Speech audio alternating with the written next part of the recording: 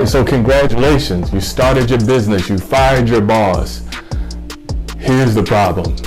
You don't know how to build your schedule. There are so many things when we get into entrepreneurship that we get beyond excited about. Like, I'm going to be my own boss. I'm going to dictate my own schedule. I'm going to be able to hire people to do certain things and blah, blah, blah, blah, blah, blah, blah. Then you figure out, oh crap, I got to be my own boss. I got to paint out my own schedule. And what you end up realizing is that it takes more responsibility to manage something that has no parameters than to have somebody tell you to do exactly what you're supposed to do. And so it's costing you $100,000. It's costing you so much money because you don't know how to structure your weeks. So I'm here to tell you about the 4 biggest pitfalls that you will experience as an entrepreneur if you don't end up creating your schedule the way it should be.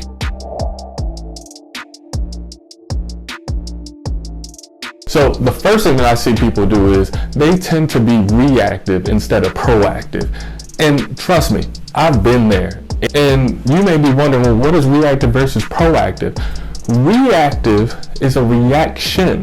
So as an example, when you are at your full-time job, usually when you get an email, you jump right to it. You shouldn't work like that because that ends up distracting you, right? So that means anytime that anybody ask for your attention, you're willing to give it. And the most valuable thing you have as an entrepreneur, besides your money, the number one thing is your time. If you can't allocate your time, that means you don't know how to allocate the money. You don't know how to allocate the value that you can give to your clients. So you have to create the structure and boundary of being proactive. Proactive is saying that between this time frame and this time frame, I'm going to execute this. Nothing else can get done during that time, because if this doesn't get done, then the business doesn't function. The second pitfall is that you have no direction on what to do. You have a business and you're just like, wow, willy-nilly, I just sell my product and I fulfill it. So much more to business than just that. Ask any Fortune 500 company how many different things they have to do on a daily, hourly, weekly, monthly basis. You're talking about they're just alone at least 4 to 5 different departments in a business. HR, sales, marketing, operations, finance, executive C-suite, management, research and development. It can go on depending on the business that you're in. So you have to figure out what you have to do in your business to make it thrive. Number 3, you don't know what's important and what's not important. Because here's the plot twist of what we just said. There are a whole bunch of different departments and things that you have to do in your business, but some things aren't as important as others. In your first year, you may be trying to figure out what type of things you had to put in place to be successful. You're thinking that you have to have a consistent email blast, or we can look at it this way. You may want to create SOPs for your business so you can hire in the future. But you have to identify which one is important, right? Sending those email blasts will attract more customers versus the standard operating procedures that just creates a workflow, which they're both important, but one has more priority over the other. Because guess what? If I boost my marketing, that means I get more sales. If I get more sales, that means that I have more money to hire somebody to do the SOPs for me. And so you have to identify what has more value and what's more important, what is urgent. Number 4, you don't know how to create a DMO. What's a DMO? A DMO is your daily method of operations. That means that every single day you anticipate that you have to do these specific things. I remember I read an article where Jeff Bezos only is responsible for making 3 important decisions a day, because he has to have the bandwidth to make those important decisions. One of my business advisors from years ago always used to tell me, Justin, land the plane. When you land the plane, that means that all those things that you say that you have to do, that list of 16 different things, it gets eliminated, because mentally you see 16 things and you become overwhelmed. And so what you're doing is, when you list out 3 and you knock them out by 11 o'clock, 12 o'clock, you accomplished what you said you were going to do today. And now you have the opportunity to do other stuff that you want to do throughout the day. Because guess what? I promise you this. Look at me. you will never be done as an entrepreneur. There's always something to do. Always. So you have to create a DMO. So those are the 4 pitfalls. But the treat here is that I want to show you how I went about creating my schedule. I don't have a fancy name for this, but I want to show you exactly how I do it from my handy dandy iPad. So I remember back in 2020, one of my clients, which was also one of my business coaches, came in there, and as I was doing a fitting for him, I make custom suits. I was doing a fitting for him. I told him, like, man, listen, there's so much that I have to do and I have no idea how to do it. Like, it's just not enough time in the day. So this is what he told me to do. He said, Justin, I need you to do this for me. I need you to write out all the tasks. Terrible handwriting, by the way, that you have to do every 30 days. They have to get done, right? And so what I did was I did exactly what he told me to do. I wrote out all of them. And by the time I was done, I realized that I had roughly about 30 things. So almost I had something to do every single day. And then he said something that was very powerful.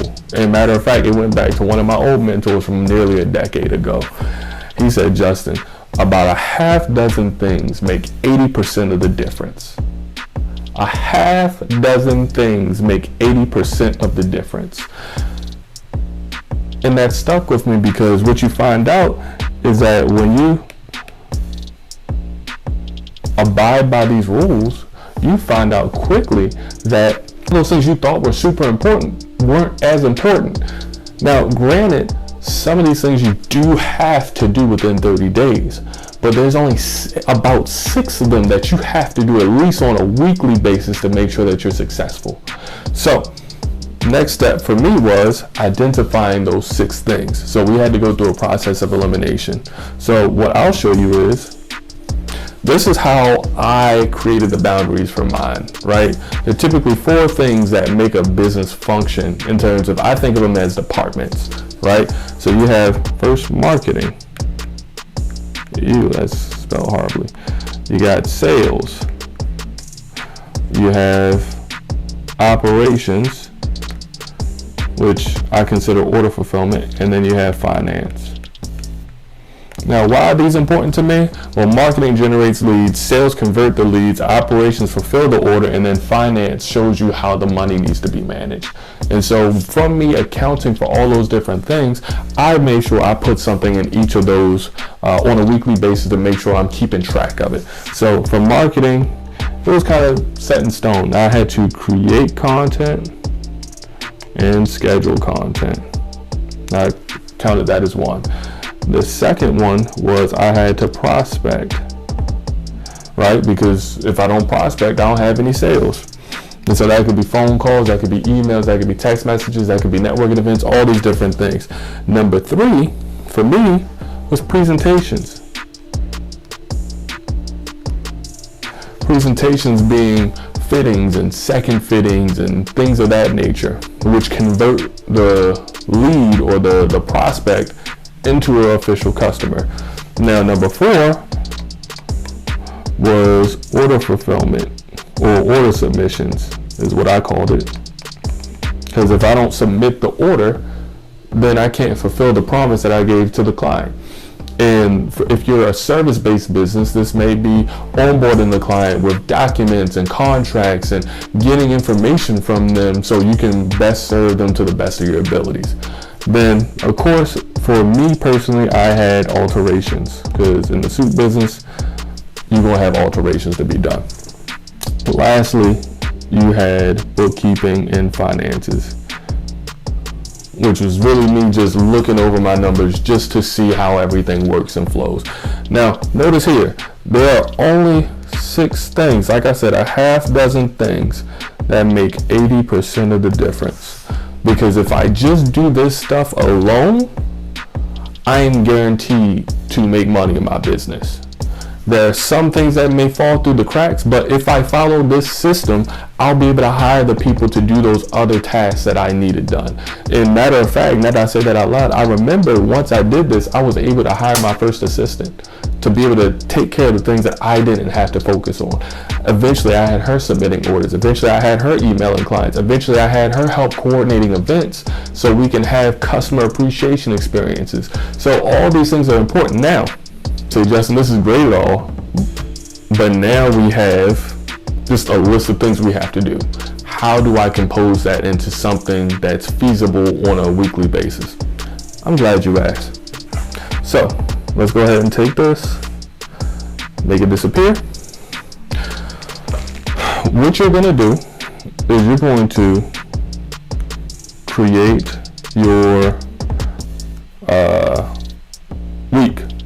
This is how I structured my weeks. First and foremost, you got to account for the days that you're going to rest, because you need rest, because you get tired. Don't act like you don't. You'll be exhausted. So for me, I actually picked 2 days. So I was mentally closed on Sundays and Wednesdays, because I knew that a lot of my clients wouldn't need to see me on weekends sometimes because they work. Now, out of those major things that I had, remember I had bookkeeping, prospecting,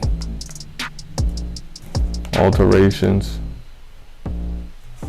presentations,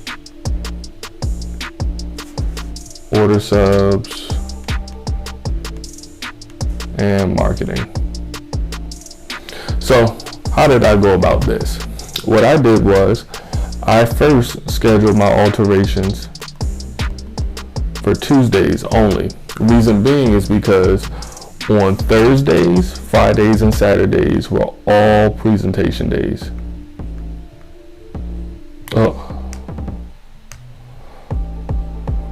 These were all presentation days. So that way, when I had to actually go ahead and do second fittings, I would have the orders already available for my customers, right? I also focus majority of my fittings, my prospecting, on Monday, Thursday, and Friday. So I will allocate time on those days to prospect and primarily fill up my Thursday, Fridays, and Saturdays for presentations, because I knew that's where they needed to go. Because guess what? If I end up booking too much stuff out, and let's say Thursday, Friday, and Saturday end up becoming booked, I still have time to be able to prospect on Monday and make up for that time, because your pipeline can get too full. And then your excuse seems valid that, well, I had a whole bunch of fittings or a whole lot of presentations, but then what are you going to do for the next set of customers that need to come in, right? So that was the case for me. So we knocked out prospecting, we knocked out presentations, and then we need marketing. So marketing would be done here on Monday and on Tuesday, and I would schedule everything that will go out. And so that leaves us with order submissions.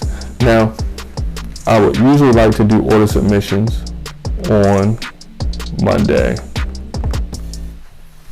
because Thursday, Friday, Saturday is when I did the fitting. So I have some time to be able to go ahead and process and create those orders.